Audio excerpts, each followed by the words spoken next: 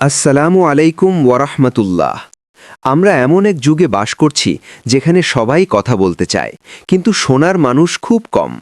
আমরা ভাবি যত বেশি কথা বলবো ততই হয়তো স্মার্ট বা প্রভাবশালী হব। কিন্তু আপনি কি জানেন, ইসলাম এবং বিজ্ঞান উভয়ই বলে নীরবতার মাঝে লুকিয়ে আছে এক অসীম শক্তি।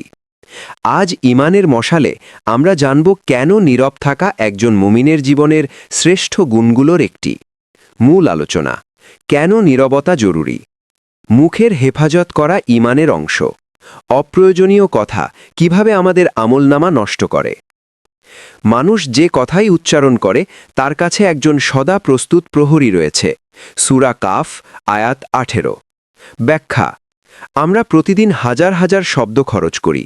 এই শব্দগুলোই কাল কিয়ামতে আমাদের জান্নাত বা জাহান্নামের ফায়সালা করবে।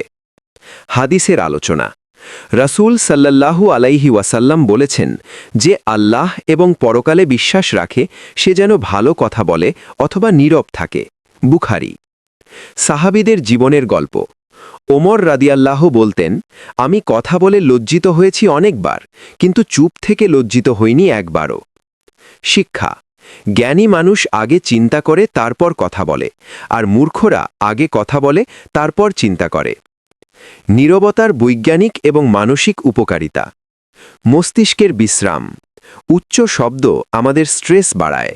নীরবতা মস্তিষ্কের নতুন কোষ তৈরিতে সাহায্য করে। পর্যবেক্ষণ ক্ষমতা: যে কম কথা বলে সে চারপাশ বেশি খেয়াল করতে পারে। শক্তির সাশ্রয়: কথা বলায় প্রচুর মানসিক শক্তি ব্যয় হয়, নীরবতা সেই শক্তি সঞ্চয় করে। তর্কে জয়ী হওয়ার চেয়ে সম্পর্ক বাঁচানো বড়। রাগ নিয়ন্ত্রণ করার সবচেয়ে বড় হাতিয়ার নীরবতা। হাদিস: শক্তিশালী সেই ব্যক্তি নয় যে কুস্তিতে অন্যকে হারিয়ে দেয়, বরং সেই যে রাগের সময় নিজেকে নিয়ন্ত্রণ করতে পারে।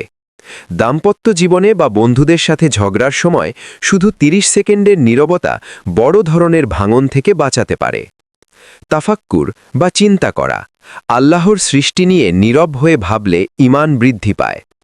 জিকিরের একটি বড় অংশ হল মৌনতা, মুখে শব্দ না করে হৃদয়ে আল্লাহর কথা ভাবা। অপ্রয়োজনীয় গীবত ও পরনিন্দা থেকে বাঁচার একমাত্র উপায় হল নীরবতার অভ্যাস করা। বন্ধুরা, আসুন আজ থেকে আমরা শপথ করি, বিনা প্রয়োজনে একটি শব্দও উচ্চারণ করব না। আমাদের মুখ যেন হয় শুধু সত্য এবং ন্যায়ের জন্য।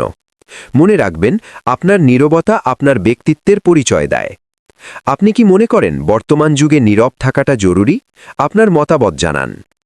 আজকের ভিডিওর কোন পয়েন্টটি আপনি আজ থেকেই নিজের জীবনে প্রয়োগ করবেন আমাদের কমেন্টে লিখে জানান।